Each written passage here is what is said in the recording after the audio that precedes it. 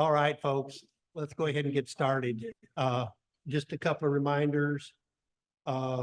We have a photo walk coming up. We'll have Gary talk to that. Mary Day Long will be our next speaker. She's our infrared lady. I think that's about it. I've got Patrick. Well, here. Our infrared lady. Oh, let me just get in here. Photo walk. Gary. Photo walk. Oh, okay. So our next outing is scheduled for Tuesday on March 12th. It is a free day at the Zilker Botanical Garden. Typically, they charge a modest price, but every so often, I think 5 or 6 times a year, they offer a free day, and this happens to be one. And we thought, well, it's March, it's free, let's do it. So we're going to go out. If you can make it, that's great. If you can't make it, the Botanical Garden is always recommended, especially if it's a rainy day, because no one shows up, but there's like rain everywhere and droplets on leaves and things like that. So it's very cool with macro work. So what we're going to do is we're going to meet down there at 9 o'clock is when they open the gates, and we'll meet in front of the main building. And then we'll spend a couple of hours wandering around and decide whether we want to go somewhere afterwards at breakfast or whatever. But that's it right now. And then I'm thinking that I'll teaser real quick. I think we want to go out and hit Bartlett again on a Sunday evening pretty soon. So we'll be looking for that for the next go.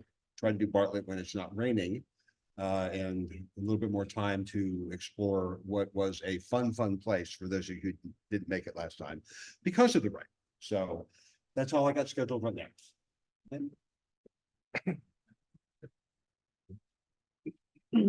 Okay, so hi there. Okay, so Mary Day Long, one of our regular folks here at the club, is going to be talking about her 365-day project that she did during COVID.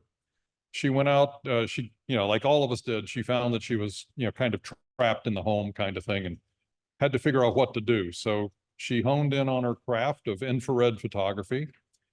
She says that in her notes that she produced 34,000 photographs in 365 days. And so she has distilled it down. I don't think we're going to see all 365, but she distilled it down to 365 images for her project. So it'll be a discussion about how to put together a project like this and then what she went through to get it done. So it should be an interesting discussion. So Yes, Mary mounted all of her images that she put in her first show from this, so they're beautiful. Another bit, last Thursday, we met at Prost Ale House. I didn't announce I had prints hanging on the wall, and those prints were done by Art Direct, and they offer us a 10% discount on all of their printing.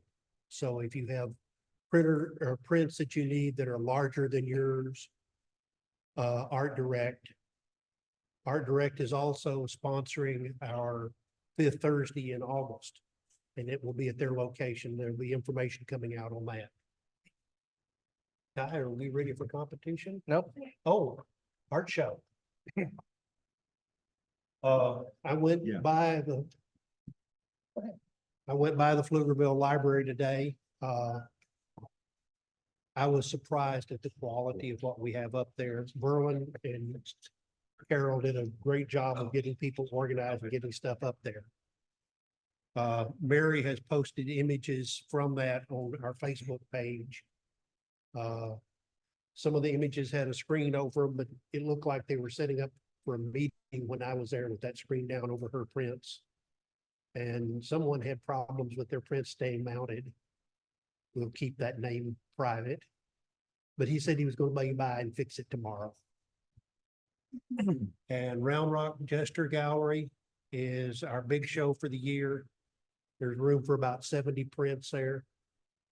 There are 5 distinct sections. If we have people with a large body of work that would like to put them up, we could let them have one section to themselves. Mary and Gary have, I think, enough stuff. I might be able to put together enough stuff for that. That show is October 18th. That show is October 18th. So for those of you who aren't familiar with calendars, that's tomorrow. Uh, Well, seriously, dates on calendar are closer than they appear. And, you know, obviously with the stuff we went through with the last show, it takes a bit to get everything the way you want it. So start planning now what you would like to do so that you can be ready for that. Do you guys have details about the space so we know how to plan? How big is the space? We couldn't understand you with the mask, sorry. Do you guys have details about the space so we can do some planning to know what size and time frames and stuff like that? Is it gonna be hall like? The hall, where it is? their halls, they're about 12 feet wide and probably 80 feet long, 4 of them, and then it's a T. I think you can find some stuff online to look at the building. All right. I went up there before we said we'd do the show to just see if it made sense for us to try to do it. And I think we have enough quality images that we can put on a very nice show. Yeah, I'm not doubting that. I'm just trying to get an idea of. So like when I went to, I looked at the Pflugerville stuff online, the library stuff online before I went there. And then when I got there, I was a little surprised because, you know, they said they had an exhibit room. And, you know, the way it was laid out is a little different than I thought it would have been. And then the other thing, I don't know if anybody else has been to the Pflugerville Library since we put up those things. I was there last Sunday with some friends. I took them there to see the show. And they got a good view of my work because it was outside the room. The room was actually locked. And I asked the person at the desk and they said, oh, sure. And they got a key and unlocked it. But they only unlocked half because the other half was being used by a group having some type of meeting. So you couldn't go into that room. So unfortunately, Gary, I couldn't see your art or show it to my friends. But they did get a very good look of my work. Just FYI. The Jester Center or the Jester Gallery is essentially hallways in an administrative building. So the hallways are always open. So my name is Ty Lehman. I'm the membership coordinator, and I wanted to recognize we have a new member with us and his wife. This is Ben Willis and his wife, Carol, Shauna. So welcome. We're glad you made it tonight. And we also have a guest, Jeff, who just found us through the website, I believe, and came to visit. So if you have a chance to talk with them afterwards, find out about their photography, that would be really great. And membership is always available on the website. So if you have a friend and you'd like them to join, just send them to the website. And Ed has clear directions how you can pay on PayPal. And then one more thing related to this, the club did buy 10 frames that are 16 by 20 frames. And so if you have always wanted to, or maybe you thought about entering real photos in one of these shows, but it just seemed overwhelming on the cost, you could get something as small as an 8 by 10 and a mat and put it into these frames and borrow the frames, use them during the show. And then we get those frames back at the end of the show so that others can use it. So that can help people that don't have lots of frames and a lot of their own ability to print and stuff. You can get into it really quite cheap to be able to show some stuff and see how that works with actual prints. All right. So now we'll get into the competition. You know, of course, we have basic level, intermediate, and advanced, and we're going to go through them in order. And so what I'm going to do first is we're going to go through the first 6 images that are in the basic and just look at them. Then we'll go through them again, and the judges will give their critiques. So here's Jose Garcia Antonio, blind sculpture in Oaxaca. And Eddie, suppressed.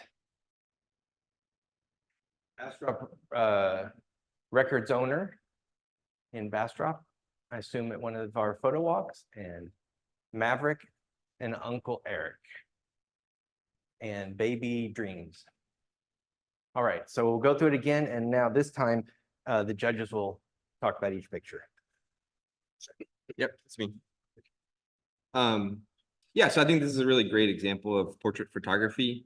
I like the warm tones in the image. To me, they kind of invoke a sense of kindness, happiness in the person. I like the color on his shirt and the scarf, so it's a nice little pop of color that makes it even more interesting. I think the background is really nice with the like the orange brick, so I think it kind of complements the subject. His eyes are also really interesting to me, and even before I read the title on it, I was like kind of interested in what that was, and I liked how the lighting on it was, and then you read it, it's even a better story. So I thought that was really great. Lighting's good. I think in terms of critiques of the fabric above his head, I think is like a little bit distracting. So maybe kind of placing him a little bit off so that you didn't have that right above the hat. I think also I noticed that the front brim of his hat seemed to me to be slightly out of focus. And so it's, kind of looking at it, once you notice that it was front, it's a little bit distracting, but overall I thought it was really well image. Anyone else? Okay, I believe this one's mine. I'll pull this up.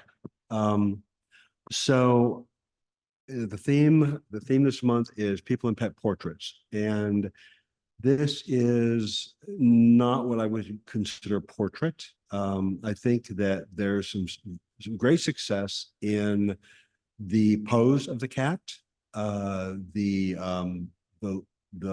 eyes are beautifully in focus and bright, which I think are awesome. It's a beautiful cat.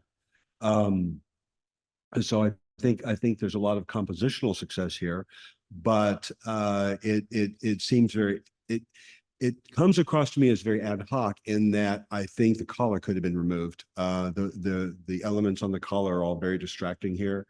In addition, the background is, and we'll talk about backgrounds a lot because I already mentioned on the first one. The background here is distracting. What I feel like is that we're looking at a wall and past the corner of a wall into another room. And so those elements back there really distract the eye. They draw the eye away from the subject and give us a sense of this is a snapshot taken in the house, and it was not necessarily in as intentional as a portrait might usually or typically be. I also feel like the white balance is pretty good. It's still pretty yellow, which to me indicates was processed from incandescent light, and it's just not necessarily a particularly appealing tone overall. So there are, like I said, there are some successful elements here, but I think what I believe the maker was going for in capturing this moment with this animal, there are elements in the image that detract from being successful overall. Anyone? Right. comment on it? I was going to say, pet photography is a bit of a challenge, right? And I've got a cat, and I thought about submitting my cat photos for the portrait, and she will literally sit if you take out a tree, but that's all she'll do.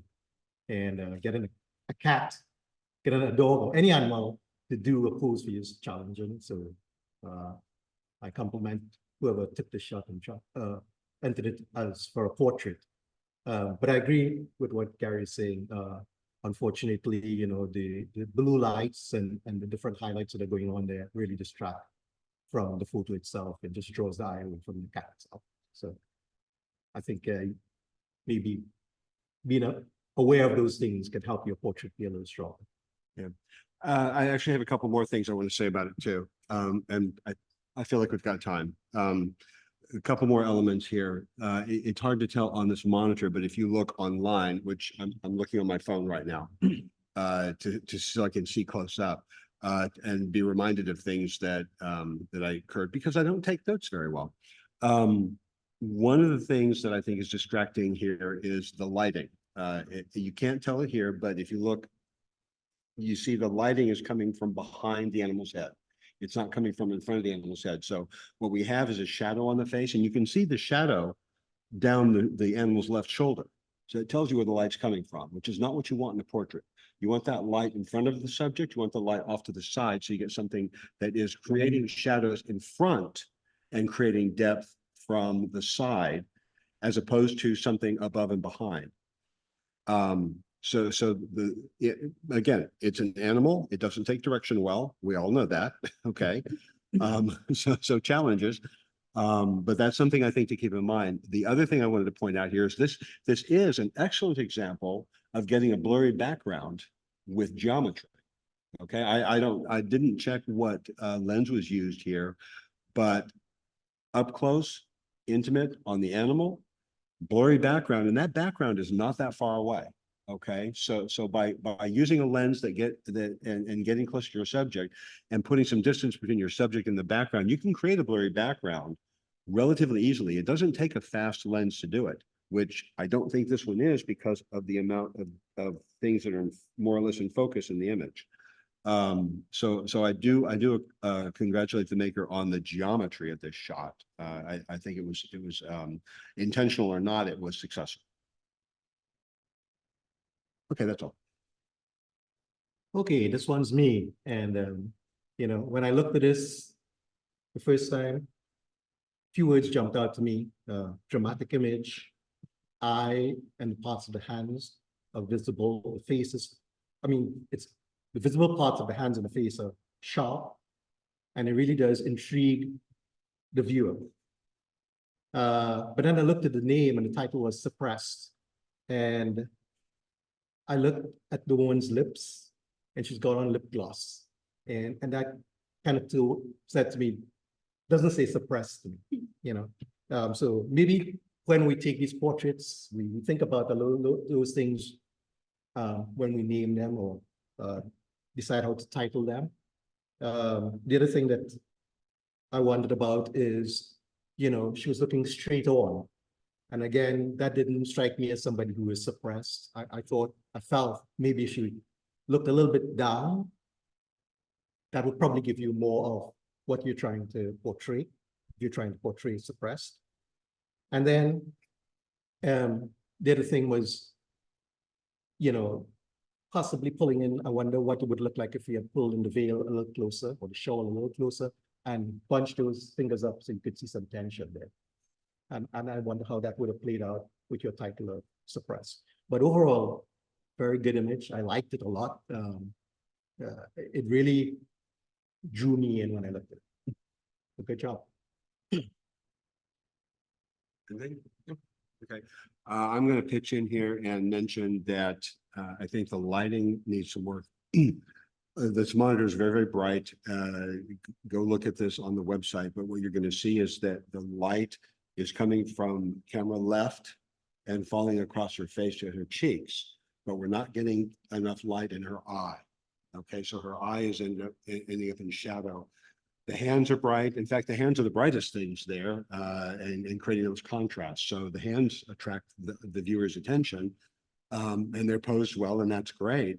But I don't know that that's what necessarily we expect to happen. I think we want that eye to be more prevalent in the image. And so I would encourage the maker to explore lighting here, maybe add a reflector or something to direct some light into up underneath the cowl and into the eye to brighten the face overall, just to make sure that eye is really popping. But great colors, great skin color, great color of the shawl. I'm glad you mentioned the brightness because I was sitting here thinking, my monitor is really, really dark. No, it looks like that. Oh, that's what I saw. It looks like that. Yeah. Okay. When you're looking at this from the oblique angle, it's actually better out there than it is where you're sitting. Okay. So, Okay. okay. Okay, this one's mine. Yeah, so I think this is overall a pretty good image. Seems to be somebody working at a record store, maybe the owner or something like that. And I personally kind of liked how it was a little bit of a wider angle shot and more of it was in focus because it sort of tells more about the subject themselves, right? You can kind of learn a bit in places. So you got a record, You see that, there's logo in the back, all that looks good to me. I think, also I thought the colors were good because of the blue jacket kind of contrasts with the orange and black in the background. And so all of that I thought was like pretty good. The one thing, kind of thing that caught me is that it did feel more like a snapshot than like a portrait, because it doesn't feel like it's, purposely posed image, right? So there is other things like a soccer game or something like it's playing on a laptop in the background. So it looks more like we walked into a store and there was a person and we took a picture of it, as opposed to, let's think about how we're going to get this person to pose or interact with them, and that. Plus, also because he's off-centered to the picture, like he's turned quite a bit. So I don't think it has to be eyes directly there, but to me, it felt like, he was looking a little bit too far away. So to me, it just didn't feel quite like a portrait, and it felt like more like a snapshot. Let's see. Yeah, I think that was mostly I thought the colors also, he's a little bit sort of blue. So everything else is sort of orange around him, which probably is the incandescent lights in the store. And I'm guessing he's by a window. I'm pretty sure he was, because I think I was here. But so anyway, I think that was a little bit like, it might have been nice to try to color match that if possible, but it's tricky because obviously it's two different color lights, but maybe even just toning down the blue on him a little bit would have helped. So interesting. I looked at this and then I looked at the title, and then I looked back at the take, and two things jumped out at me almost immediately that might have made this stronger. If you wanted to go with the Astrop Records owner, Mr. Lippy, I would have probably had him hold up that record that's sitting right in front of him. But the other thing that struck me is, boy, I would have said it was a soccer fan, because he's got on a Chelsea shirt, he's got a soccer game playing. And so had you cropped in a little closer, kept the soccer game in the background there, and it would have made the Chelsea badge on a shirt more prominent. I know some of you Americans may not understand soccer, but you got to look at those kind of things in the shot, right? And so I think there were two opportunities here to make this more of a story. And so I think Cody's right. It looks like a snapshot right now, but this could have gone from a snapshot to a really nice portrait if he had considered those elements. And in fact, even if he hadn't picked up the record, you could have just tried to crop him and get the soccer game going on and the badge, and you would have something that's cohesive. That's my 2 cents. No, those are all good points.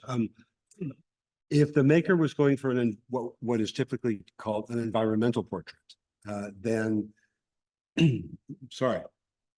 then I think that the maker wants to take the subject and put them in their store or in their space in a way that the space reflects the person. Okay. So if we're talking about a record store owner, I want to see records. All we've got is a copy of Revolver up here, right? But I don't know anything else about what's going on, because I don't see the records. I see crates, which might have records, and the soccer game and all that. All very good points, by the way. I think they're brilliant. But ask the man to go pose by his records so we can see the whole thing, the whole experience. And we understand that this is an important space for this particular subject. It does, because that has not happened, it does come across as a snapshot and an ad hoc kind of way.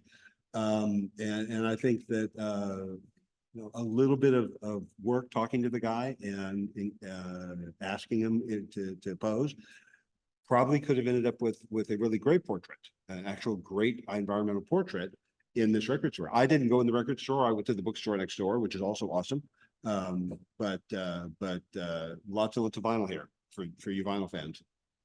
So yeah, so successful points, but lots of opportunity too. Okay, this is mine.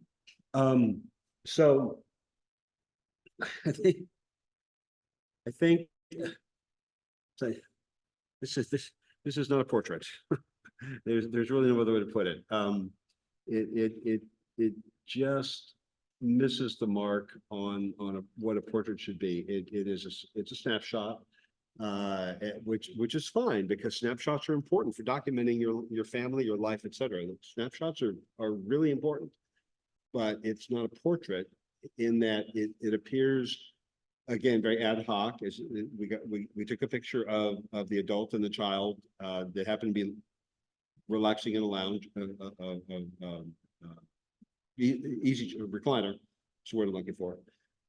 The relaxing recliner, and what we're not getting is a sense of who they are.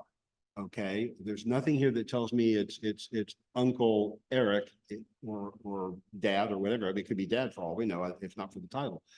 The light is from the camera. It's on camera flash, which is typically not flattering. I'll just leave it at that. There's a lot of distractions in the image. The upper left corner is a hot mess. Lots of things going on that we don't care about. The crop is awkward at the bottom because we've lost part of the gentleman's hand and the foot of the kid. And neither of them look particularly engaged with whoever's taking the photograph. So it's like portraiture is hard, okay? It's difficult to direct your subject to find that moment that lets the subject show you something about themselves that you can grab and record with your camera. I'm not making light of it. Portraiture is hard, okay? Ask anybody who tries to make a living from it, and who does a good job. If you're going to try to do a portrait, I would encourage you to be intentional in your efforts and to be thoughtful in all the things we know how to do as photographers: composition, lighting, moment, gesture, all those things. Even when you're doing stuff like this, take a moment and try to elevate your work to get something that's more. And I'll stop there. I guess I'll add 2 cents to that again. Okay, 2 more cents? Yes, 2 more cents. 2 more cents. It's inflationary. So the one thing I would say about this is, or what I would say to the person who took this and submitted it, when I decided to submit a photo to this competition, before I actually did, what I did was I went online and Googled portraits and different types of portraits and how people do them, and did some research.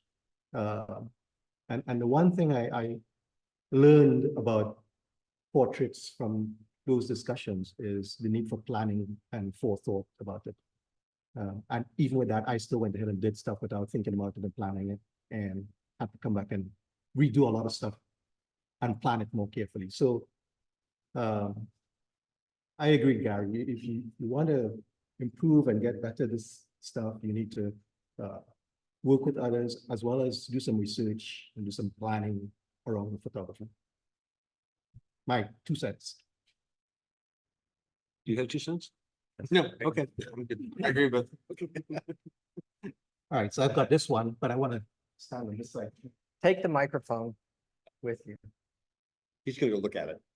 I'm gonna go look at it too. Well, this screen is definitely calibrated different than that. So I'm gonna share my thoughts on this. First of all, if I understand what the photographer was going for and baby dreams, I gotta applaud you for trying this, because I think you were looking for a kind of dreamy look with blurred backgrounds and bokeh and stuff like that. So kudos for you for trying that. The challenge that I see here is that the photo is actually too bright. You've basically, it's blown out. And I think if I recall correctly, this person used flash as well. They used a very open aperture and they used flash. So I think they didn't quite get the technique right. And I'm sure others will chime in here, but I think if that was what you were going for, either you choose a different location or you probably needed to expose for the sky that you have here. and fill for the person so that you can actually see the person's features properly. I think other than that, the other things that I see is I would have moved my subject so that tree was not, right there. They're almost walking out of the frame and into the tree. So I would move that. And again, I would urge whoever did this, I know you can't go back and take this because it was taken, I think, 7 or 8 months ago. So you'd have to find a new subject, but consider the light. I don't mean to be funny. It really is, I think, brave to attempt something like this. I have never tried to do one of these where I have a very, very bright background and try to use a wide open aperture and flash. I've seen lots of articles on doing it and how you expose for the sky and all that kind of good stuff and use the flash to fill. So kudos to you for trying. I would suggest, if you haven't mastered it as yet, keep trying. Maybe talk to some other people in the club and ask them how they went about doing it to get some ideas to how you might be able to achieve this, the look that you would do. So that's my contribution. Anybody else? You're staying quiet. Okay, Listen. so now. No, go back. Oh, I think you're right. So I'm pointing a couple things that we talked about when we reviewed all these, that Shelton mentioned. She's out of focus. All right. There's nothing in here that's in focus. And I'm not sure why that is, but maybe it's an expansion of a small image. I don't know, but nothing here is in focus. It's hard to tell whether the flare was added in post or if it was shot in camera, given that a lot of that brightness is kind of wiping things out. I think it was done in camera, but I'm not positive. But if it was done in camera, grabbing flare in camera is really, really hard. And it requires a lot of practice to know what to do with your lenses, your hoods, and your directions, your geometry. It is not simple to do. I've been shooting for 12 years. I've had one successful accident. And I still don't know why it worked. Okay. It's not a look I go for, but I would encourage you that if you want to do this, that you need to practice. So I just wanted to point out those two things. Okay. Now we will go to the judges' choices, the ones that after all this discussion that they decided were the best pictures to represent people and pet portraits for basic. So this is second place. Second place. And That's you. is the maker here? No? And this was the first place. Yep.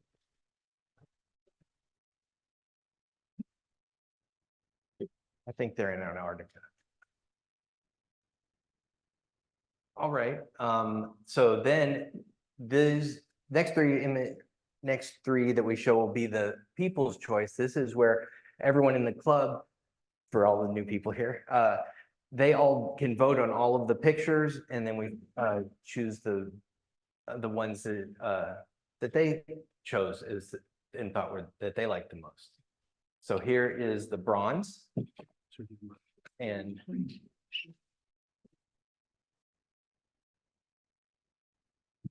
Thank you, judges, for your comments. Very good. Chelsea. okay, let me actually give it to him. Yeah.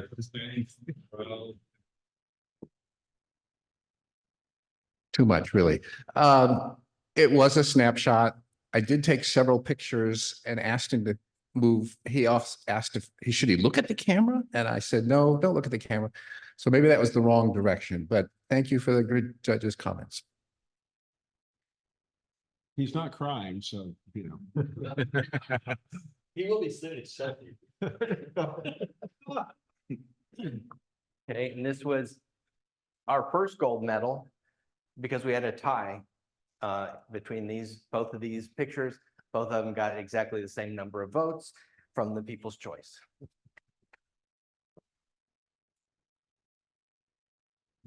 I'm curious, does the club keep track of how many people participate in the viewer's choice? What? How many people participate in the viewer's choice?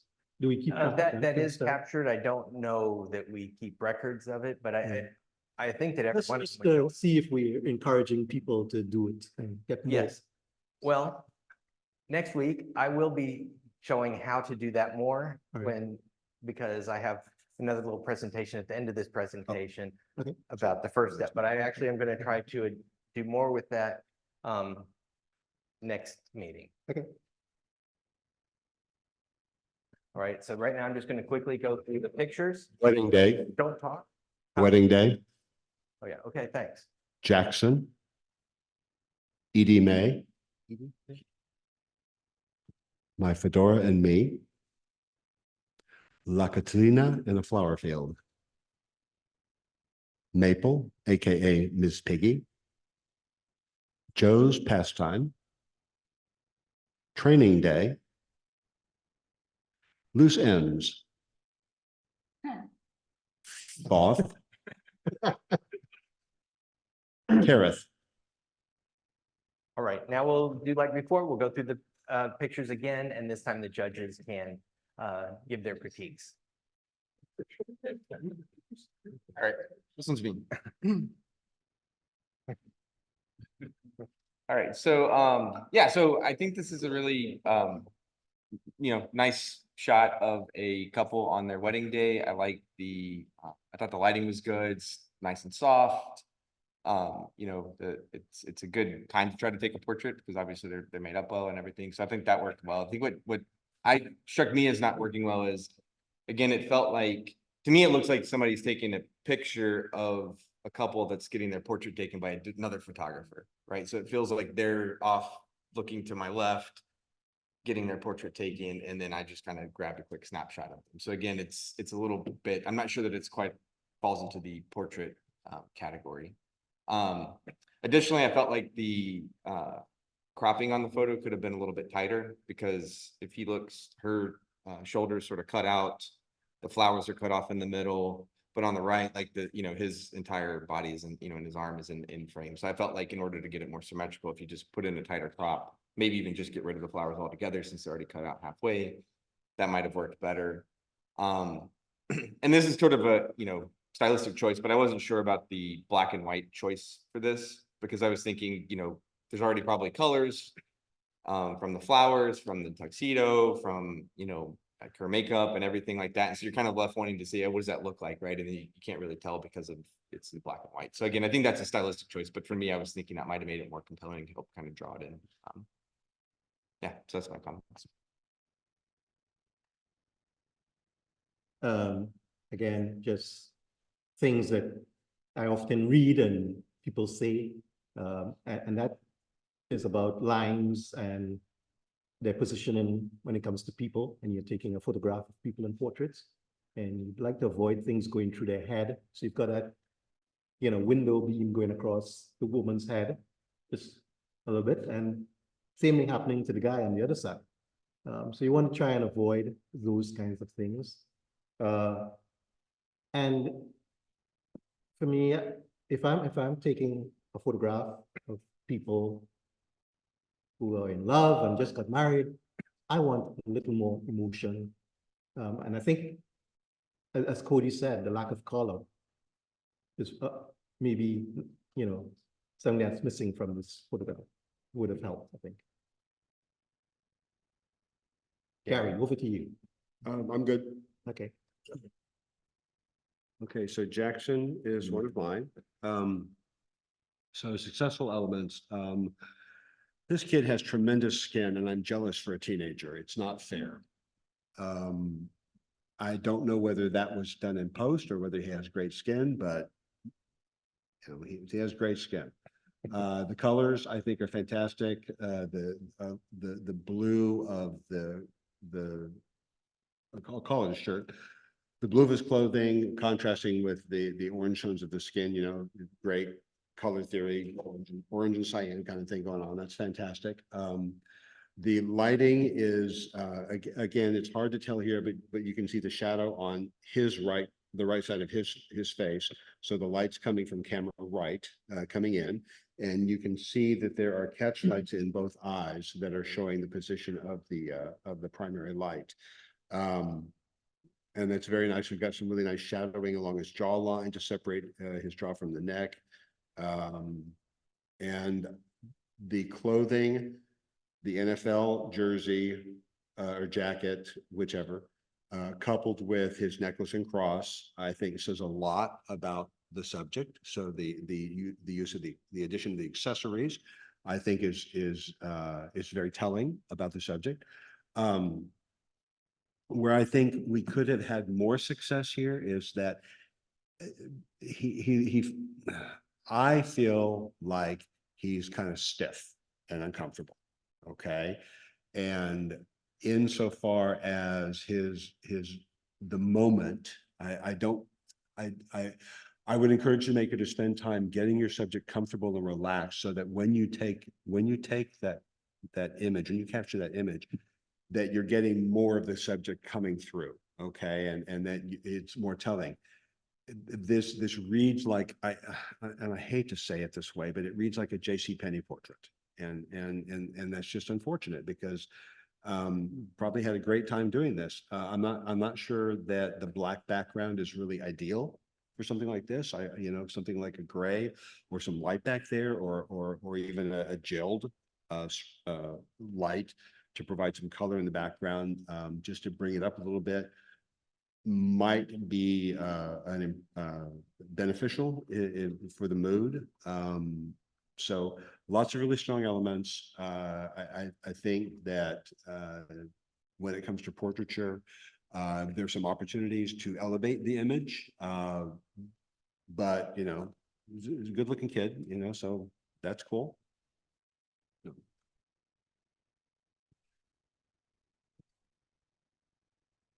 Okay, I've got this one. You may.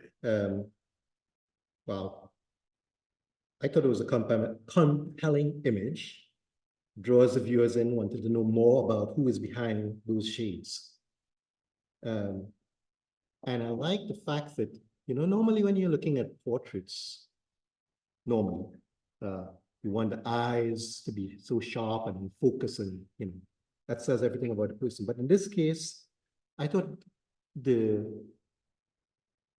frame, those daisies or flowers that make the frame, that circle, really has an impact.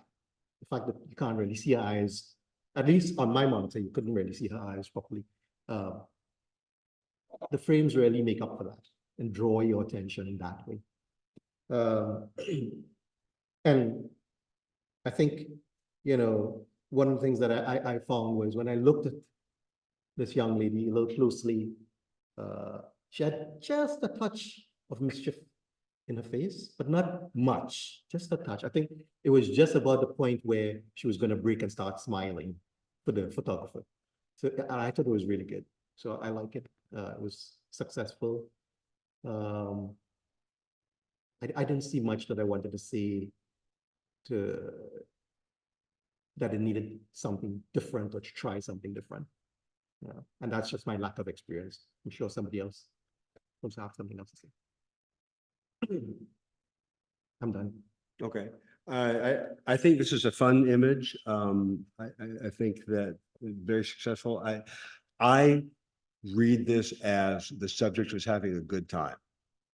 And I think that's what you want in a portrait. So I think it's a lot of fun. I like the colors involved here. Everything's very bright and cheery. What I did notice here is that the focus, the plane of focus is sitting on her left frame, that frame along her nose. Okay. And I don't know that I want it there. We don't have the eyes, so we can't focus on the eyes, but I don't know if I want the sharpest focus over there. I think I want it on that frame, that front edge. But I could be wrong. I'm just pointing out that this is what I noticed, and I'm not sure what the right solution here is necessarily. But again, terrific skin, yay kids. Beautiful skin tone. The orange of the outfit is just a wonderful pop of color, and just and then the orange in the center of I'll go with daisies. The orange in the center of the daisies on the frames, I think just ties everything together. So yeah, lots of fun in this image for me. One last thing, the positioning of the hand and that finger. If the kid did it on their own, great. If the photographer gave the kid the instruction to do that, better.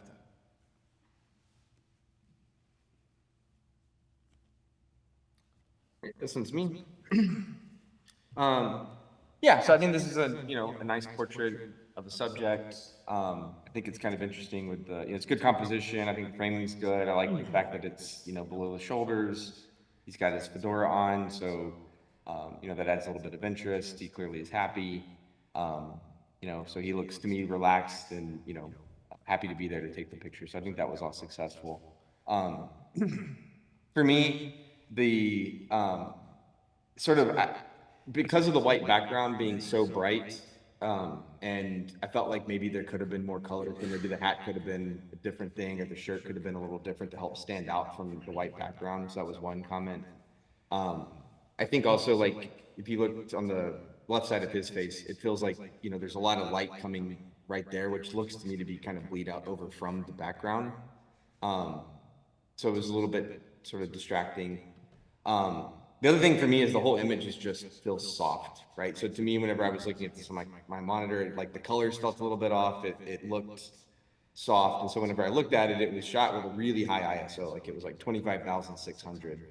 And so I don't even know if there was a flash coming from the front or if the flash was just used in the background. But to me, that I could tell when I was looking at it, it didn't, it just didn't look as clean of an image as you would expect with somebody that had a flash on it. And so then it felt like, okay, well, maybe it wasn't like underlit. In order to compete with the flash, we open up the ISO or something to kind of, white out the background, I guess. And then it felt like that kind of took away from the subject himself. So that would be what I would suggest to do differently. We talked, I'll say, we talked a little bit about cropping here, and maybe this would have been more successful as a portrait crop as opposed to what looks to be very square. And I agree with that. I believe this was shot with a white backdrop and lots of light on the backdrop to make it bright. Okay, I think that what we're seeing is bleed from the light around the edges. I don't think this was a cutout and composite with a white backdrop. I could be wrong, but I feel like there's a lot of brightness on his shoulders that shows that it was a white backdrop. And I'll be the first person to say it's hard to do that. My first two efforts at it were less than successful. Leave it at that. So it's a very tricky. This setup is a very tricky thing to shoot and get lit correctly. But yeah, I concur with what Cody has said. Great subject, great smile, bright eyes. I think we're losing some of the technical. We're in the technical weeds in a few spots. But yeah, I'd like to shoot this guy. I'll tell you, I think it'd be lots of fun.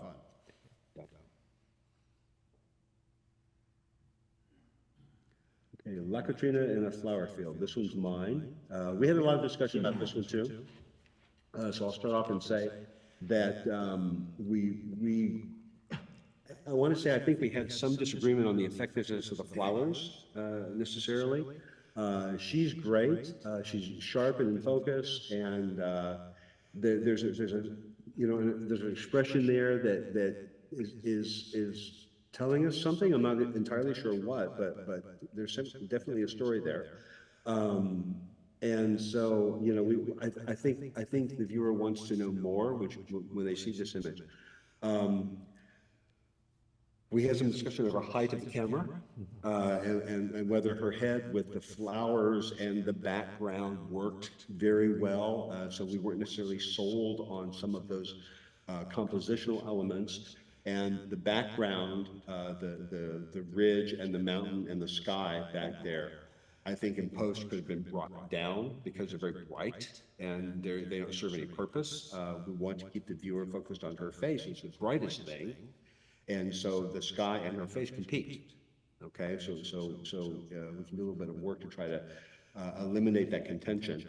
And then maybe kind of trying to calm down some of those other flowers in the background so that we're focused on her face, what she's holding, and just the ones up here in front.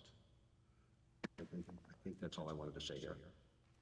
I can add just a little bit more. I mean, Yeah. so when I first saw this, I thought it was like really cool image. And the first thing that sort of caught up to me was I liked all the flowers, and I liked again that it wasn't like,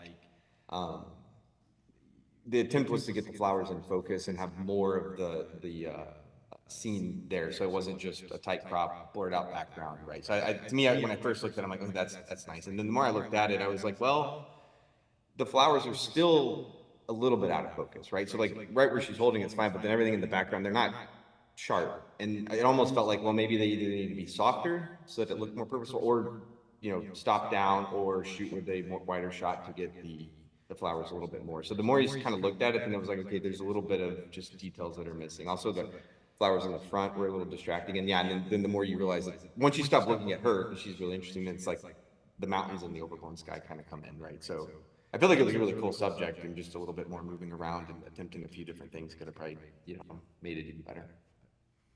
Yeah, I like this effort, and I just, like everybody else, wonder if it could have been a bit stronger composition by. I think by the time we ended our discussions, they were tired of hearing me talking about getting them close for portraits. But I think, you know, we didn't need all of those flowers to get this, the feeling of, you know, a flower field. And so we could have brought her in a little closer, get rid of all the sky and that green background to the top. But I think it works, and I like the colors in her dress, all of that, you know. And I keep moving between her eyes and her mouth. And I think if we had less of the back of that background and more tight crop, it would have been, you know, much more successful. My thoughts.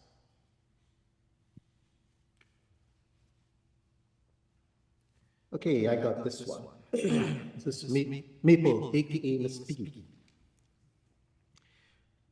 So I wrote to myself here, what a gorgeous cat, well captured in this photo that shows a healthy and, if I may say, well-rounded cat. And I think you can see it, you know, aka Miss Piggy. And you can look at the cat and see she's well fed. At least I hope she's well fed. She looks well fed. And one of the things I love about this, and I struggle a lot because I have a cat and I like to take lots of photos of her, is those whiskers are so sharp with all the other things that are going on. You can see the wooded whiskers very clearly, and you can see the, what do you call them, eyebrows? The ones coming off the eyes, I don't know what they call them. You think it's a cat person, I wouldn't know. But I like the fact that those are really sharp and clear. I think maybe we didn't need so much of the foreground, and there's that one little piece of grass, leaf, whatever, sticking up right there. It's really, really bright right in front of her. That is a little bit distracting, and this is me nitpicking. So maybe, I don't know if you could have repositioned, you probably couldn't reposition the cat, but maybe you could have repositioned yourself to try and avoid that leaf. I don't know. And I wonder if getting maybe a little lower, if you found a new position, that might have also helped. But all in all, I love it. Great photograph. Yeah, I think this is a good example of an intentional portrait of a pet, where somebody has taken the time to figure out where to put the cat, and to get somebody standing to the photographer's left, maybe, to capture the cat's attention, and to be ready to take the photograph at the right moment. So a lot of goodness here. The colors are great. I love the fact that the eyes match the foliage. The green is just tremendous. But yes, definitely some tiny distractions here that could stand to be eliminated, but overall, I think it's quite successful.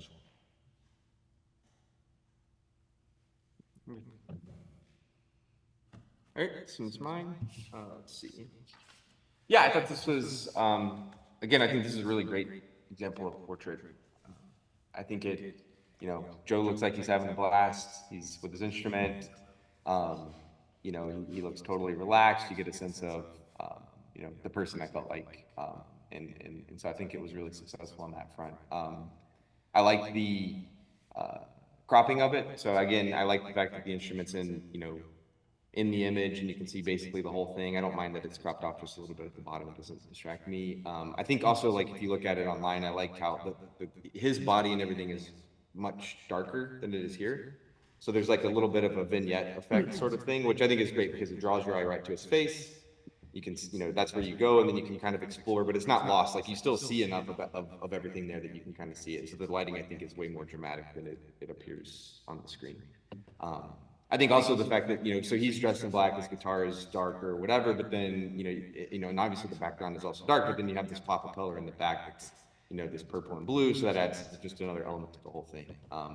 So yeah, all in all, I think it was a really cool image and well done. I said what I said before and they didn't like it. Let's get closer.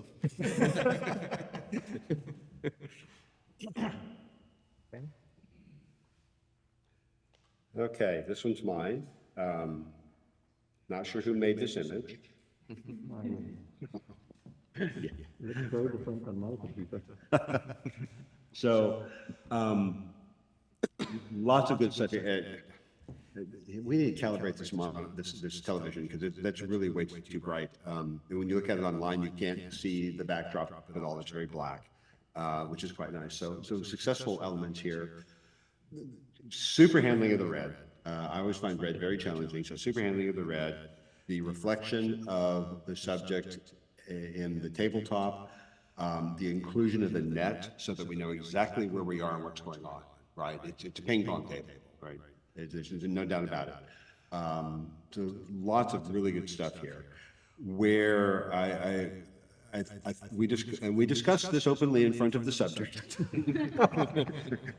and he didn't cry, so it was okay. Where I think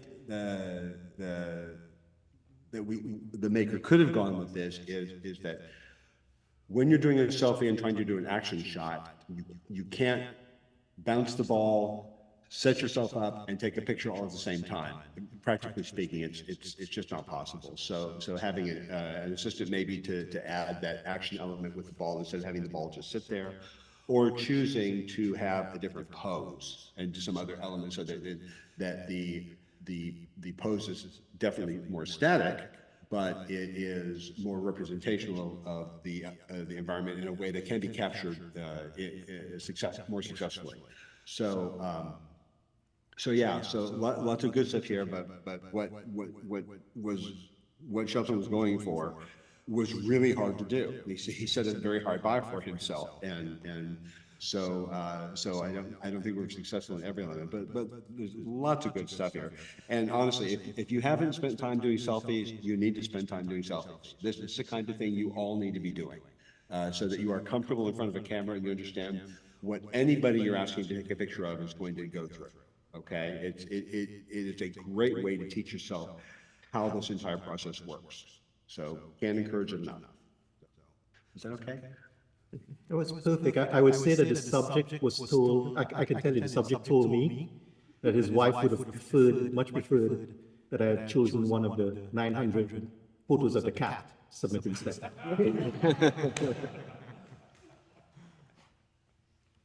All right, I got this one. And I really wondered who had submitted this. It's a mystery. So, you know, I looked at this and the first thing is, man, wow, we've got somebody in the movie business. We've got a poster, movie poster ready to go. It really caught my attention. However, I will say, I wasn't sure, is it the gun or is it the subject that's drawing my attention? Okay. And I think as photographers, we have to keep that in mind when we take photos that have elements in it that might be controversial to people. Okay, so just keep that in mind. that if you're going to take a photograph with something in it, like a gun, there may be people who may not like that photo. Just saying, you know. I am one of them. But even that said, I loved it. I love the pose of the model, the facial expression, choice of colors, and how the lighting impacts the whole scene. This is one of those, I wish you had done a tighter crop. I said this for every one of them. And by doing that, you would have eliminated that hole in the background, part of the chair that you don't really need. Would have brought our subject in closer. And I think that would probably have defocused the gun in my mind and focus more attention on the subject's face. The subject, if I may say, is a very beautiful woman. So what happened as it is here now, you know, I keep looking at the face and then look at the gun. Look at the face, look at the gun. And I actually took your photo and cropped it in closer. The gun was still there, but the focus was really on the face and the eyes and the lips. So that's something you might want to think about, try it, see, or not. This is all very, very subjective. And then we had quite a discussion about the light going processes. And I will say that if you crop this in tighter, the light going process actually works much better. That's my opinion. The others may not agree. But overall, nice job. I liked the whole thing, regardless of my thoughts about guns. It was a really nice photograph. I mean, I would say I immediately kind of appreciated I guess the effort that went into it, right? So I thought it was really, you know, there was a lot of planning, and you could see, again, not on this monitor, but I think the lighting in the background and on her, and there was a lot of really purposeful decisions that went into setting it up. And I thought that, you know, the puff of smoke and you get it captured, you know, the light's kind of going through it and it's right there. And so it's all kind of an interesting and compelling. And so I just looked at it thinking, hey, this is like a really cool, like, technique and, you know, a lot of effort. And I was kind of curious to see, like, what was it to set it up and how did it work? So, I mean, I agree with Shelton of some of the adjustments to be made, but overall, I thought it was a really cool image. Yeah, I'm going to guess the smoke was added in post, just because it's usually easier, but it looks great. No, was There's it? a smoke genie. Oh, genie. Okay, very good. Well, good job. Either way, good job. I thought it was really cool. Yeah, I felt like getting that model of light to land on an eye instead of around her eye somehow. I wasn't there doing the lighting, so I don't know, but I felt like the eye, that left eye is just too dark for me. So that didn't sit well. And then I want to say we all agreed that pole needed to go. Not sure what that pole was doing back there, but it seemed irrelevant to the scene. It's just kind of distracting. But the colors are fantastic. The blue of the chair, the red of her dress, and the wall are, you know, yeah, beautiful. So lots of great stuff here for everyone. Was it Vernon in the shot? Was it Vernon in the shot? Who knows? It was him? Are you sure? Yeah, it says on the title.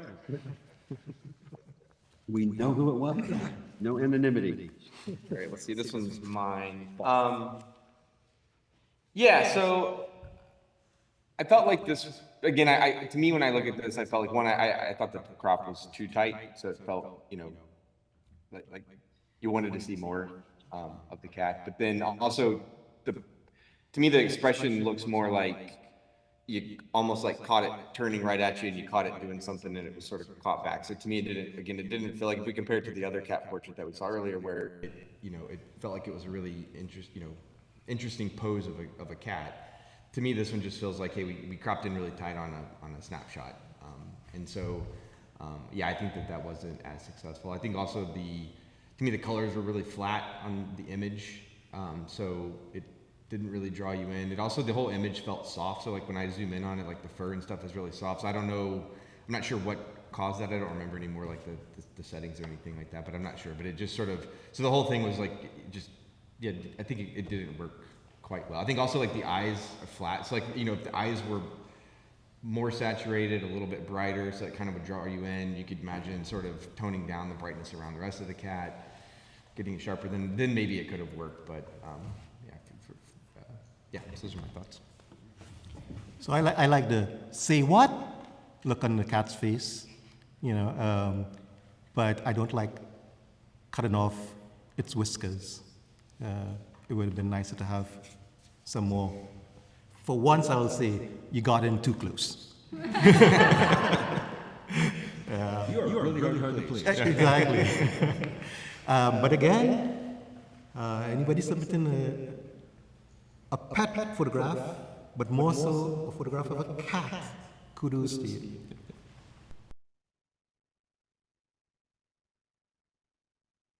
Okay, and our last one in this category, Kareth. So strong points. Subject between the separation between the subject and the background, fantastic. We got a great background. And the subject is very much in focus. Colors, skin tones, the blue of the jacket and the blouse or top, whatever, are fantastic. And the background's blurry enough so that horizon back there doesn't distract. It's just really gone. And I'm a big fan of blurry backgrounds.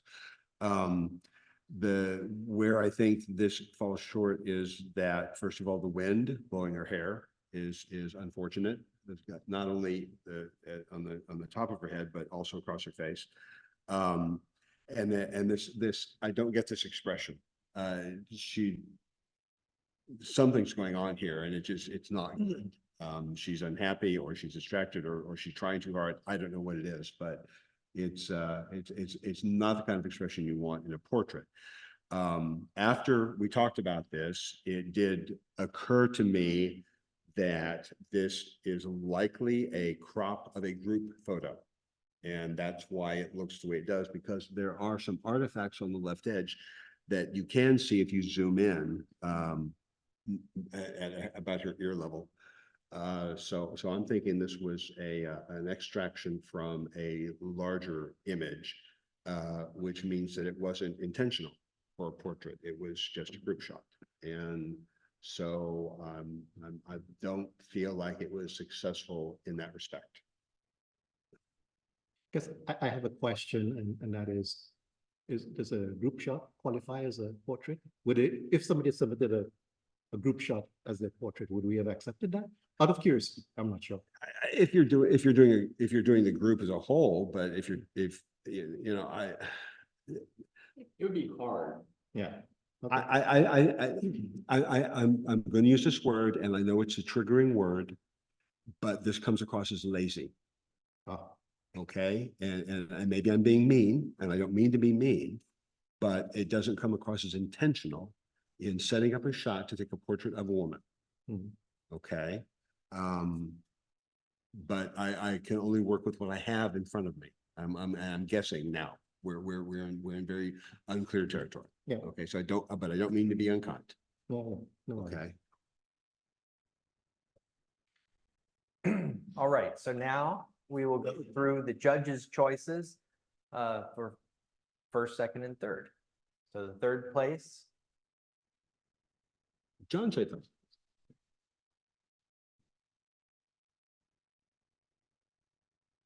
Hey.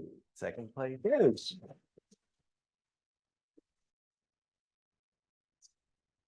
Anything you want to say?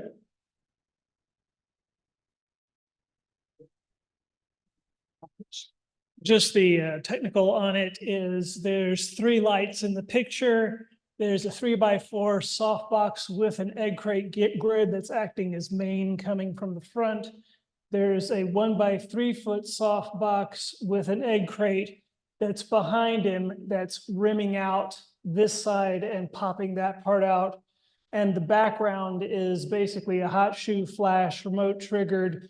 You put 2 different gels. So there's 2 gels on the front of the flash.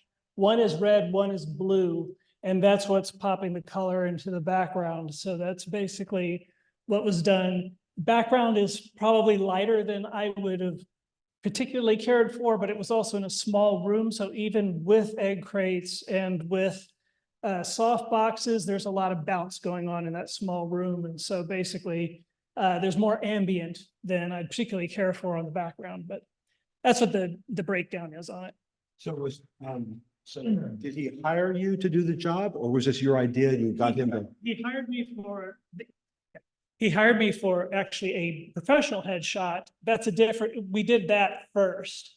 It's like, yeah, it looks fine as a headshot. It's kind of boring. And so it's like, all right, it's great for a business. It's exactly what you want for a business. Anyway, so that's why I use this one instead. We played around with the professional headshot. Then it's like, time to play. Let's do some other stuff. Oh, I'll pick up the guitar. And so we started just messing around at that point. Absolutely. That's a great thing when you get somebody involved in something to be able to just kind of, let's go see what else we can do, right? We don't have to do the one thing and stop. You've got them there. You've already set everything up. Have fun with it and explore and do different stuff. So absolutely. Okay, and then first, Hey, Cody Addison.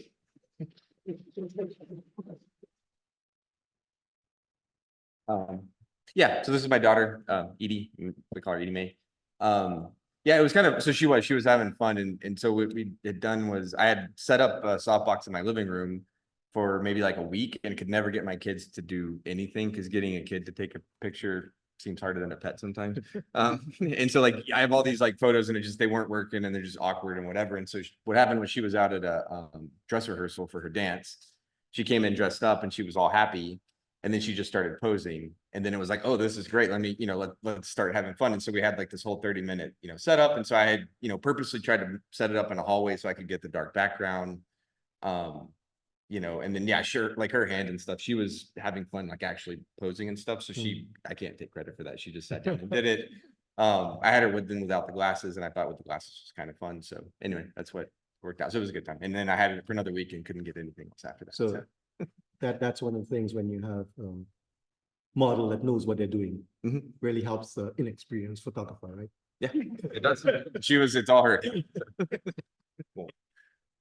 all right, now we'll go through the People's Choice Awards. So the bronze goes to and silver. We can like the cat. And dance again.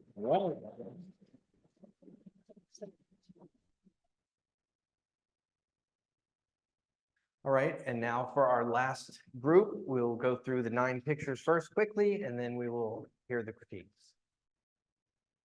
Watching self photos. Hana lit by skylight at San Antonio Mission. Jack. Friendly face. Carrie. Lucy. 3 dancers. Little gentleman. Michaela in motion. All right. Okay, I got this one. Wow.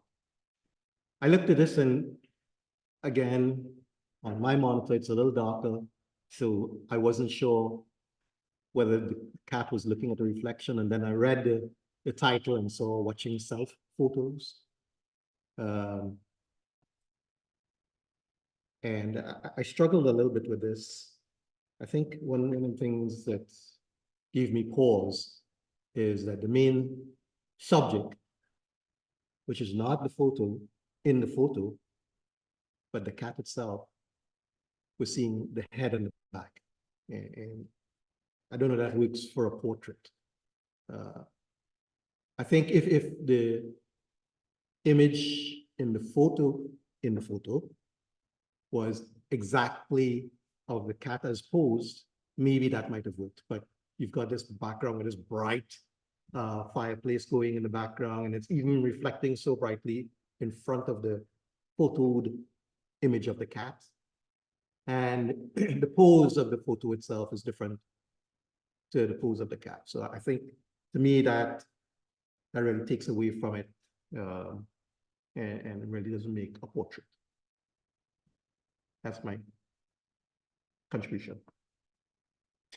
Yeah, I think I kind of agree. When I looked at it, I think for me, it was since the face of the cat is lower resolution, right? So it looked blurry and kind of fuzzy compared to the rest of it. So when I looked at it, you kept wanting to see the cat, and it's like, well, it just doesn't look quite right. And it's obviously because it's looking at a digital, screen, but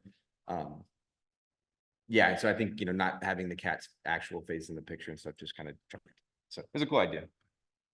So typically for a portrait, you have your subject doing something or looking at something or reacting to something.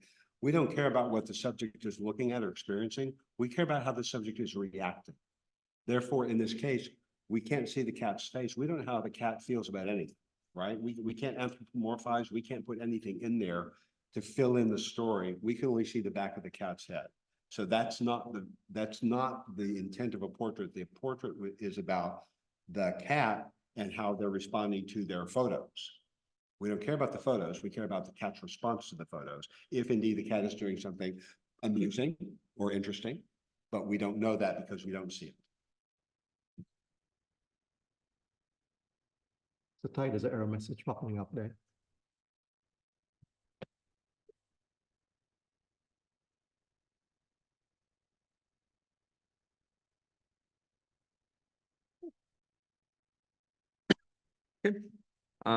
This one's mine. Yeah, so I think it's an interesting image. I like how, she's, it's way darker, so still Gary's phone when I look at it, but I like how, her face is sort of silhouetted in the, in the light, and then the rest of her body's kind of, light kind of drops off, and so it definitely draws your attention to her face.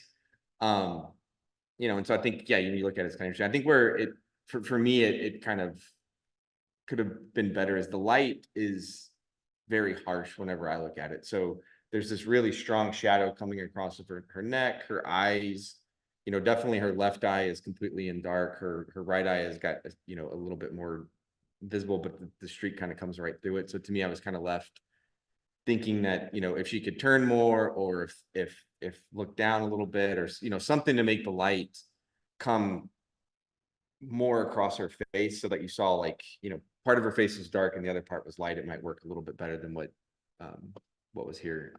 Also for me, the like when I looked at it, the colors felt like, I think it's a skylight. I mean, the title says it's it's a skylight, but to me, when I looked at it, it felt like it was real cool and had some green tones. So it almost, to me, made it feel like it was almost a like an artificial light, didn't have like kind of what I guess what I was wanting to see was maybe more warmth to the subject because it is like a skylight, etc. So those are things I think it could better. So a couple things here that I think can elevate this kind of image, and I'm assuming that one of them happened here. You're the photographer. You got your camera. You're walking around with your people, and you're doing something, right? And one of the people that you're with, one of the persons that you're with, looks up at something, and you think that's cool. I'm going to take a picture of that. That's intentional, all right? Or you're with your people. Your person steps into a pool of light, and you say, "Oh, look up," and you take a picture. Again, intentional, right? That's what elevates it from a snapshot to a portrait. You got involved and you did something that meant your image was going to have you had some control over your image. It wasn't just ad hoc, all right? So I don't know which of those things happened here. I presume that one of those things happened here, but that's why for me, this qualifies as a portrait, because either she did that and the photographer noticed it and took advantage of it, or the photographer said, "Oh, that's cool, look up, and I'm going to take your photo." Okay. I would say if the person did that and said look up and took that photograph, kudos to you, because 99% of the time I probably wouldn't have noticed that. So very good if you saw that light and took the photo. Cool.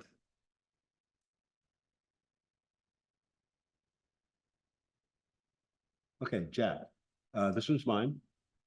I think this is a good portrait of a dog. Successful elements include the dog is alert, paying attention to the photographer, ears are perky. I mean, the dog is all in. Great separation from the background because we got blur back there. The tail, while not, the tail could be wagging, it's a moment, so you know what the tail was doing. The tail could be perfectly happy. But I feel like the dog is engaged and having a great time and comfortable and relaxed and happy. We talked about this when we felt like the background probably could have been toned down a little bit, get rid of that brightness at the top because it is very, very bright up there. We felt like Jack could have had his luminance boosted and to help him be a little bit brighter, maybe a little bit sharper, a little bit more photo definition possibly. But overall, this is, I can't imagine any dog owner not being happy with having this kind of quality image in a portrait, in a frame on their desk. So, I think quite successful. I just wanted to pose a question to the photographer. You don't need to answer, just something to think about, or maybe catch me afterwards.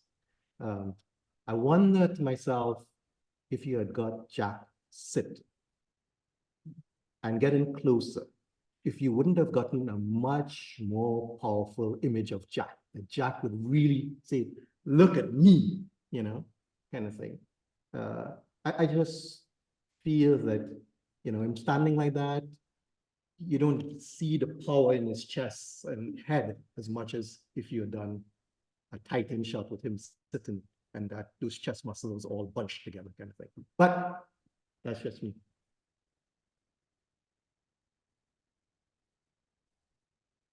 All right, this one I've got friendly face, and I think the title actually captures the face very well. It is friendly.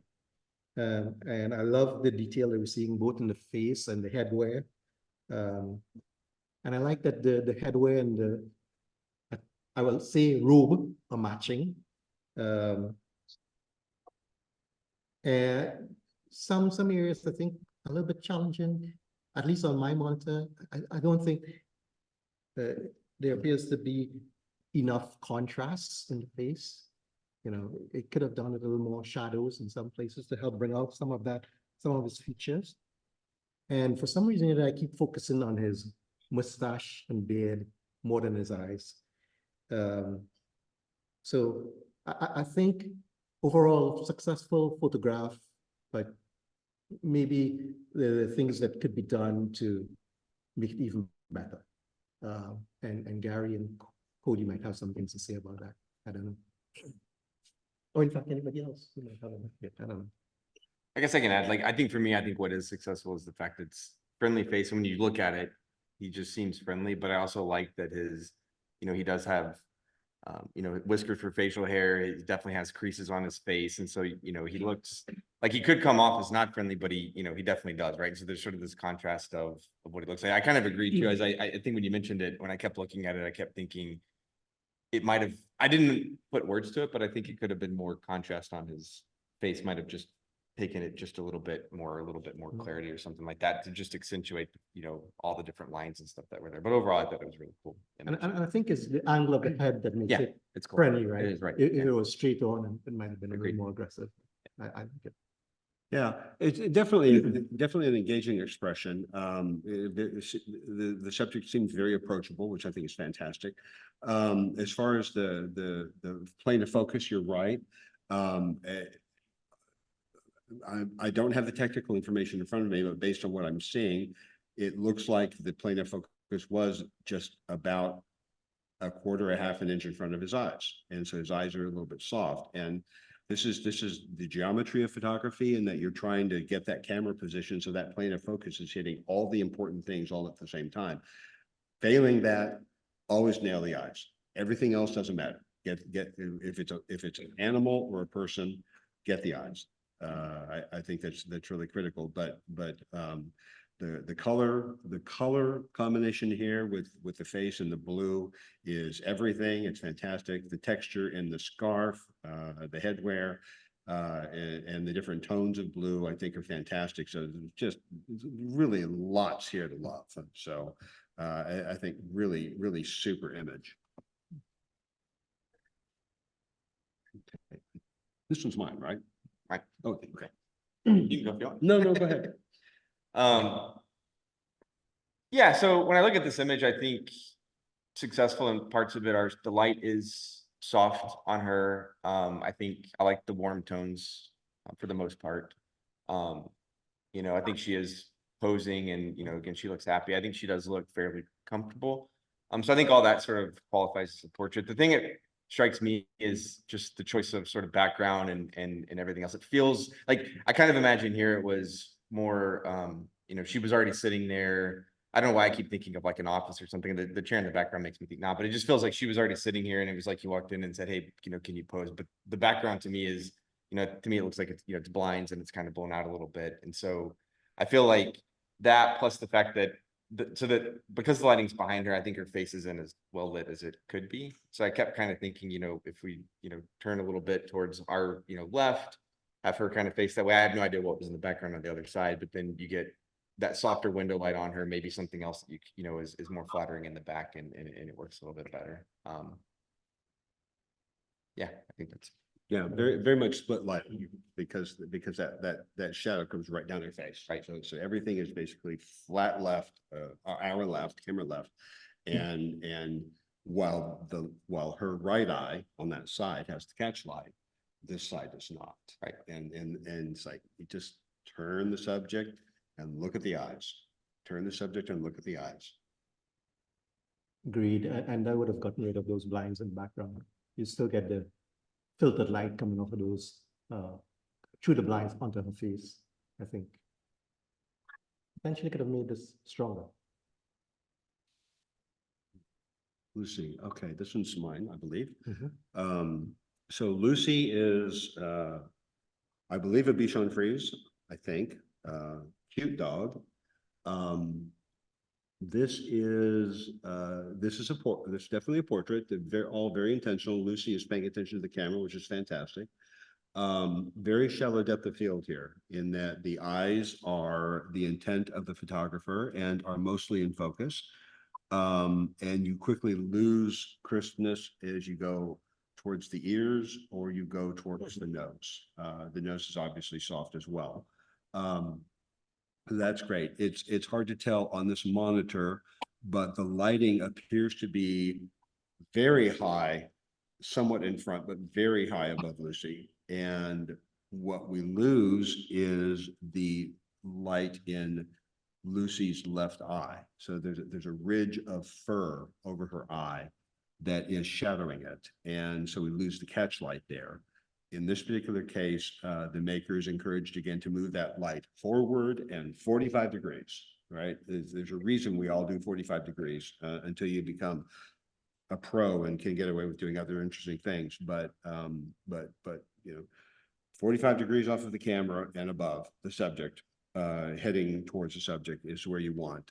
You lose the shadow in the muzzle underneath the nose, and I think you would lose, and you've got the harsh shadows beneath that are showing that the light is very, very high. Okay, and you don't want the light quite that high. Plus side, more pluses.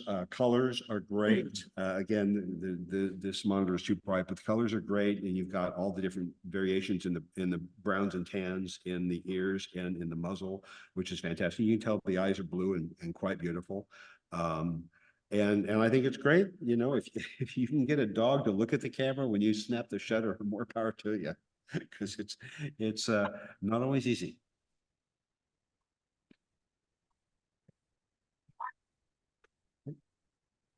I've got this one. When I looked at it, you know, your eyes are immediately pulled into this view. I like the fact that you've got triangles going on all over the place. You've got the heads are in a triangle, the eyes in a triangle, and you know, to me that just kind of pulls you in. It looks as though somebody gave this some thought. They planned it. And then the position of the subjects close to each other. So you get this, you know, this sense of closeness and friendship. Yes. So I liked it overall. I thought it was great. If it was anything that and the other thing is all the subjects looking in basically the same direction. Sometimes when you have a portrait, more than one person, you end up getting people looking in different direction. That is kind of weird. Here we've got 3 people and they're all basically looking in the same direction. So that's great. The only thing that I challenged on this was if it was possible to shoot it again, to consider having the young lady to the extreme, our left, wear an outfit that matches the color of the others and to tone down the lipstick. But other than that, I thought it was a pretty cool image. Yeah, I agree. I mean, I think, you know, I see one thing I noticed is all their eyes have catchlight in them, which kind of draws you into each one. So it's not like it was in one missing in the other. And yeah, I think like Shelton said, the geometry of it's really good. Whenever I looked at it, the things I thought were the on our right, that woman, she's a little bit dark in the image to me. So like the other two I thought were like kind of perfectly lit, but for her, she's like, you can tell it to me, it just felt like it was a little bit of shadow that was creeping in on her side. Also, when I'm looking at it, I see her kind of like leaning in a little bit and then, you know, kind of looking off where the other two are sort of more centered right, you know, right there. So maybe her head could have been, you know, instead of leaning forward, if she had just turned her whole body and kind of sit up a little bit more. But again, maybe that would have thrown off the triangle pattern in the image. So, you know, overall, I thought it was a good shot. Yeah, definitely some minor distractions here. The lipstick on the left could have been toned down in post, you know, that's what Photoshop is for. The logo or whatever on the dancer on the right's outfit could have been removed easily. And you mentioned color. I mean, we could have taken that salmon colored outfit and made it black or dark gray or something like that. Just as easily as anything else. So you're right. There's the nitpicking, overlook the details. That's you know, that's what we're going to do. So yeah, you mentioned also group shot, right? Okay, so for me as a group shot, this is intended to be the 3 of them together, right? If I took one of them out, that would just be weird. Yeah, I completely agree. The Right, image would right. look weird So- unless you reposition them completely. Yeah. So again, I think it goes back to intention, you know. So anyways. Let's see, this one was mine. Yeah, I think it's a really good example of a pet portrait. So I think it was, so again, I think it was successful. You get the dog looking right at you. You've got catchlight in their eye, face is fully in focus. So when I look at it, you know, all the way from nose to ears, everything looks good. When I was kind of looking at it on my monitor, I think the body is out of focus. So again, once I sort of noticed it, and I think again, because it's a white background and it wasn't really in shadow, so the body is lit. You kind of start to notice and say, okay, well, that's a little bit fuzzy. And I think everything else was really crisp and nice, right? So that was a little bit distracting for me. Yeah, but otherwise, I mean, I think it's a really, yeah, I think it's another good example of pet portraiture. Yeah, successful. I mean, the light, you can tell from the catchlights in the eyes, the light is camera left and above, not too high, not too low, because you've got this nice shadow under his jaw, right? Created by the light coming over. But that's, you know, that's where we'll start. And that's what this gets you. Or this is what that gets you. This is what that gets you. Michaela, okay. Last one here. So, okay, this is mine. Successful stuff. Again, kudos to anybody who handles red this well. I always have trouble and I'm always in awe and it's gorgeous. I don't call this a portrait though. This to me is an action shot. I feel like she's dancing or something. I mean, something's going on here and I'm not entirely sure what it is, but I'm pretty sure it's dancing. And for me, we don't do portraits while people are dancing in this way. I've seen it done, but not in this way. What I think is distracting here is the crop. We've lost her left foot out the side. I'm not sure what's going on at the bottom. I would like to see all of her body all the way down to the floor. Because you've got this shadow thing going on with the red in the background against that wall, and it's like, okay, we know we're in a room. Let's go ahead and emphasize that. So show me the floor. The movement of the tool is great. I love all that. I think it's a wonderful moment, but her expression leaves me wondering what she's thinking, because she doesn't look like she's having fun to me. All right. So while there's a lot of really strong, successful elements here, I think there are just a number of things that could be attended to create something was, I think, overall more successful. I'll stop there. Okay. All right, now we will go through what the judges picked as the top images. So in third place, Bill Bunton. would you like? Hey. So Bill, tell us about this image. Well, it's a Frenchie puppy shot on a white background with light, as Gary described it, about 45 degrees to the left and 45 degrees up to the puppy. I don't remember what the aperture was, but it wasn't terribly stopped down. The focus was intentionally on the eyes. And I had to rework the right eye a little bit because the catch light just didn't look right in it. But I think I was reasonably successful with that. I was particularly proud of how, if you have a good screen, all of the whiskers are visible and not a cutout, because you can see them on the white background. Yeah.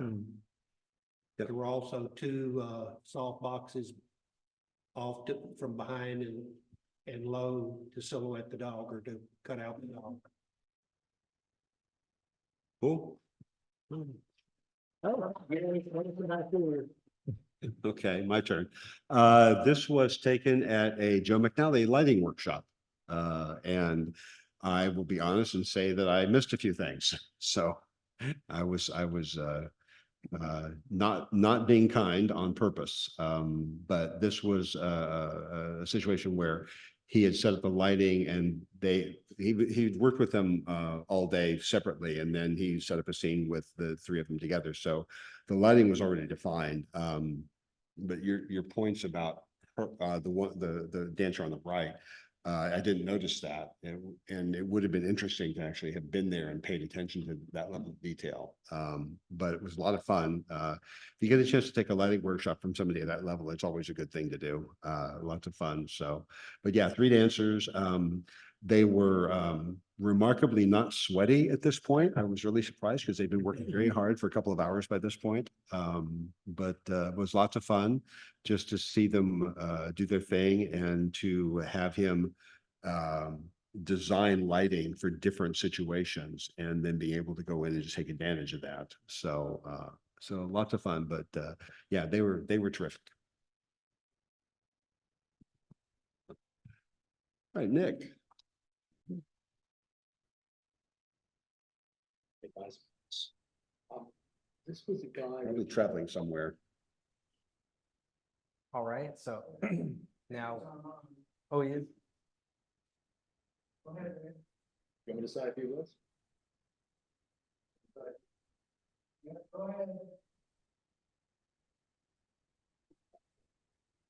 This was a guy selling souvenirs in a lay-by in Morocco, who we thought was very photogenic. So we got hold of him. We got a big rock for him to stand on, because he was a short fellow, and we stood him against the back windows of the van and took photos of it. That was it. Okay, thanks. Cool. Okay, now for the People's Choice Awards, bronze. Stephen Benke, Michaela in Motion.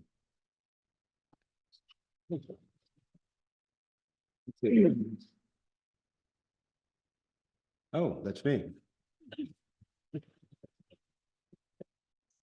And Nick Grossman. All right, so that's the presentation of the judging and everything of our contest. I just want to say a few things. One thing is I'm always looking for judges.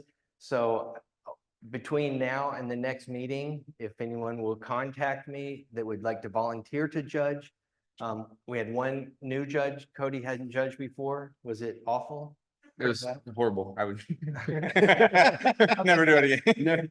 So in general, I'm trying to get 2 experienced judges and 1 person that hasn't judged before. I think that it really is beneficial to sit there and look at all these pictures and think about the details and go through the judging, and then that helps you a lot with your own photos later. And then after you've done it, then you can be an experienced judge and we'll have more judges. Yeah, no, I think it was a really good experience actually, because it was fun to like, even before we had our group meeting, just sitting and thinking, it caused me to think more about each of the images than I had previously doing, just the. Which you also ranking. do about your own images. Right, exactly, right, so that it feeds into it, and then also getting other perspectives, so yeah, it was definitely good.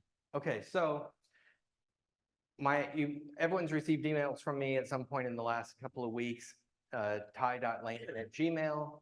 Just send me an email if you're interested in judging, and if you've never judged before, say you haven't judged before, I'll try to choose only 1 person. Well, I will only choose 1 person that hasn't judged before and pair them with 2 people that have judged before. So the next competition is human hands, and you have to have images that are less than 2 years old. And I've got my microphone here. Oh, you're wired up. Okay, Yeah, sorry. so I'm wired up. All right. So a few things that are changing this time is in the past, we always had 2 competitions. We had one that was for just advanced and we had one for basic and intermediate. And we did that because we used to have judges from PSA judge the advanced ones. This time we've combined it, so there's just 1 thing that'll just make it easier to submit. I think that the other was kind of confusing to people. And so I'm going to just step through a little bit about how to submit. So everyone can submit pictures to these, and we get a fair number of people submitting them, but it's not the majority of the people that are actually members. So I just wanted to show sort of the steps, and that it's actually it's fairly easy, but it's not always intuitive how to submit your stuff here. So if you go under competitions, go down to submit image to a competition, and then you select the competition. And in this case, before we had 2 that you had to choose here and choose the right one. Now you just choose the one, human hands. And then this information up here says what category you're in, and that has you've already agreed to that before, so you don't have to choose which category you're in. That's already there. You just need to come down to the bottom here and say upload an image, or you could add an image from your library. If you click upload image, it would go off to your computer and you would choose the image, and then, it would come to this page saying that you haven't submitted any images yet. You have 1 image that you can submit, 0 entries done. You say select.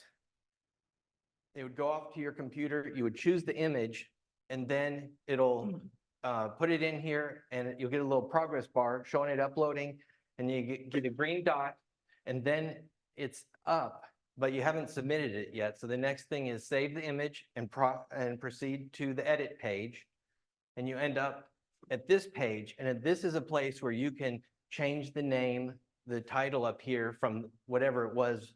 Like in this case, when I took the picture, you'll change it to the title that you want to show up in the end. And then you say save changes and return to the original page, and you'll be back here. And now you'll see that it says you've entered 1 image, and 1 is allowed, and it has some information about your image, and it's submitted.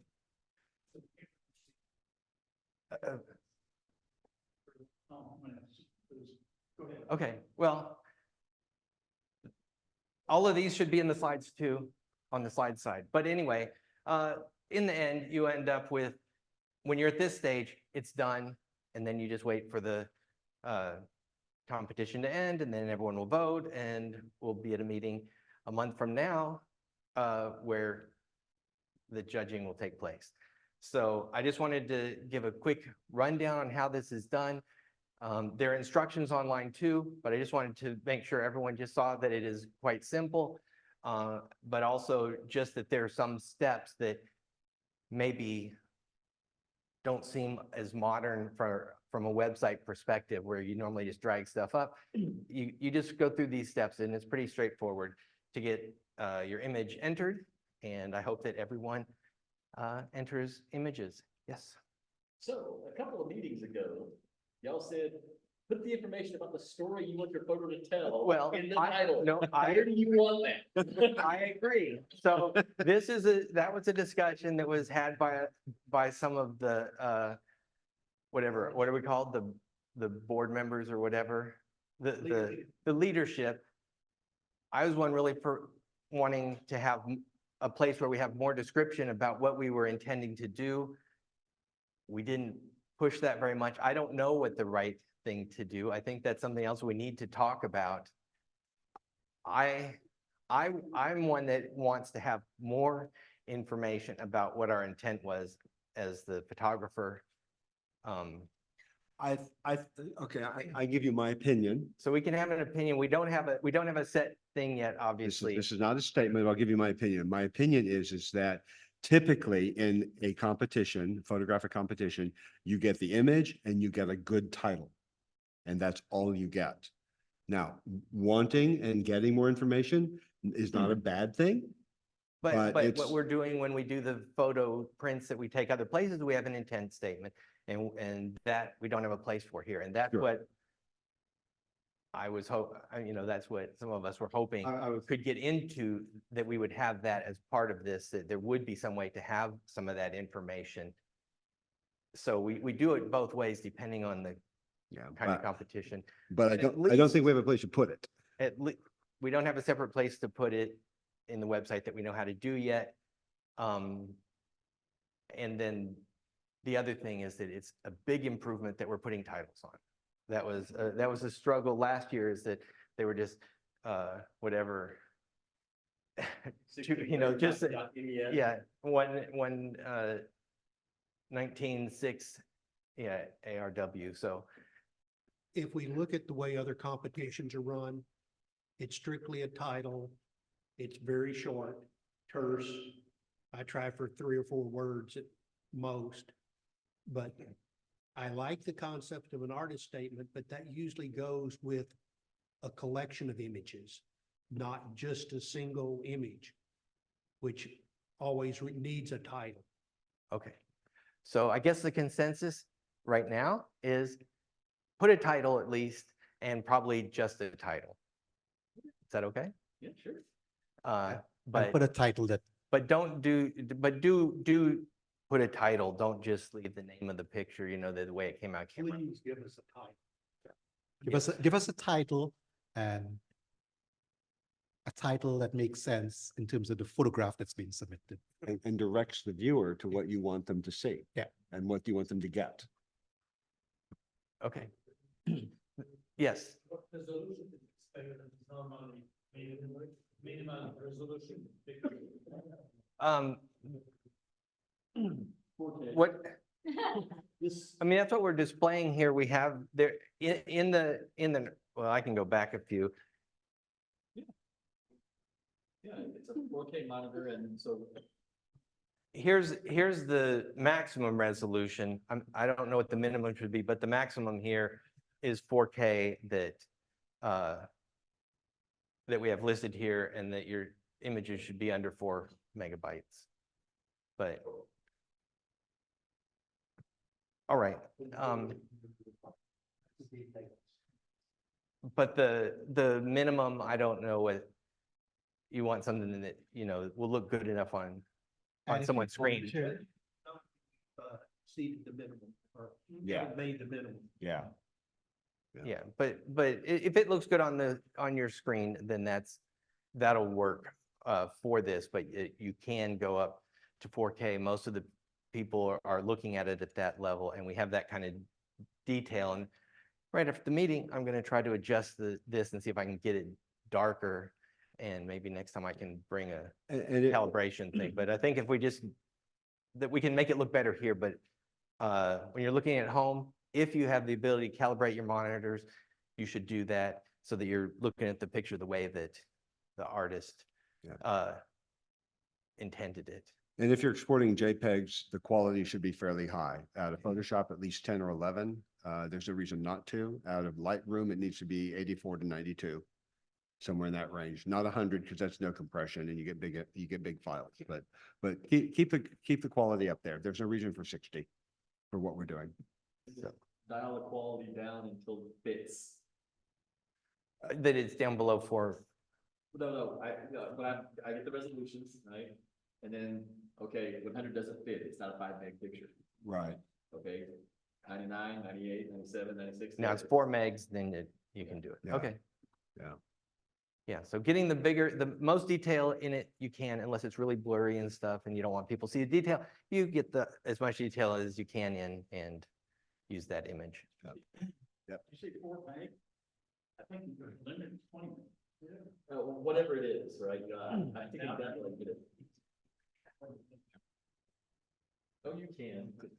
Here it says keep it under 4. Yeah, but I think there's a line somewhere that's like, Okay. it can be bigger than that or something, because I think it is 20 is the actual room I don't limit. think we've ever rejected an image. Yeah. No, I didn't know if I haven't tried to upload anything that it wouldn't accept. But once I make it a JPEG, I guess I don't know what size it is. I haven't looked, but it's very easy to submit pictures. All this discussion makes it sound more complicated again, but it's not. And we recommend that everyone submit pictures. The more pictures, it's a learning experience. In the past, we used to submit 2 pictures. We didn't have time to critique all the pictures in the room, and so you would just get a written critique. We deliberately switched to 1 so that we would have time to talk about all the pictures, because every picture I think has stuff that everyone can learn from. And so I think that this has been working very well, the way that we're doing it. There's a lot of detail in the critiques, but it gets everyone thinking about it. And of course, you don't have to agree with all the critiques, but they're opinions of other photographers, and it gets you to at least think about what you could do differently, or what things worked, or you're looking at someone else's picture and you can go, oh, I could do it like that, or I'll watch out for that in the future, the color of the clothes or whatever, that you wouldn't think about that if we hadn't gone through the discussion on your picture, for example. So I think it's a learning experience for everyone. And so get more pictures in, and next time I'll tell a little bit about how to vote, because I don't know that we've had everybody voting for the People's Choice stuff. And I'll explain a little bit how to do that. It used to be a little more complicated than it will be now that we've moved down to 1 competition. So is there any other business? Bill, do you have anything you? Good. Yep. Okay, I guess that's the end of the meeting. I'd like to say a special vote of appreciation to the judges. No. Oh, yeah.